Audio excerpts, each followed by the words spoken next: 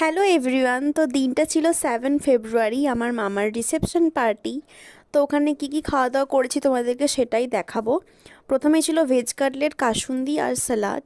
তারপর ছিল বেবিনার আর কিমা তরকা। বেবিনার আর কিমা তরকা আমি অতটা পছন্দ করি না, সেজন্য অল্পই নিয়েছি বুনুর কাছ থেকে। তারপর ছিল পোলাও আর চিলি পনির। চিলি পনিরটা তো পুরো চিলি চিকেনের মতো খেতে লাগছিল, অসাধারণ। আর তারপর পোলাওটাও না খুব মিষ্টি মিষ্টি আর একদম ঘিয়ে ভাজার মতো, ঘিটা একটু বেশি দিয়েছিল, দারুণ টেস্টি হয়েছিল। তারপর ঝাল ঝাল খাসির মাংস, এর তো কোনো কথা বলাই যাবে না, কারণ এটা তো সবারই ফেভারেট। আর মাংসটা না সাংঘাতিক নরম হয়েছিল।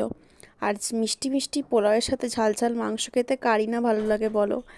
তো তারপর ছিল চাটনি আর পাঁপড়। চাটনি পাঁপড়ও সবার খেতে ভালো লাগে, আমি জানি, আমারও ভালো লাগে। আর আমি না এখানে বলছিলাম যে আমাকে একটু তাড়াতাড়ি দাও, আমি ভিডিও বানাচ্ছি। তো আমাকে সেই লাস্টেই দিল। তা ছিল তারপর মালাই চমচম আর একটা করে রসগোল্লা। আর তারপর ছিল একটা করে আইসক্রিম স্টলে। তো আজকের মতো এইটুকুই, টাটা।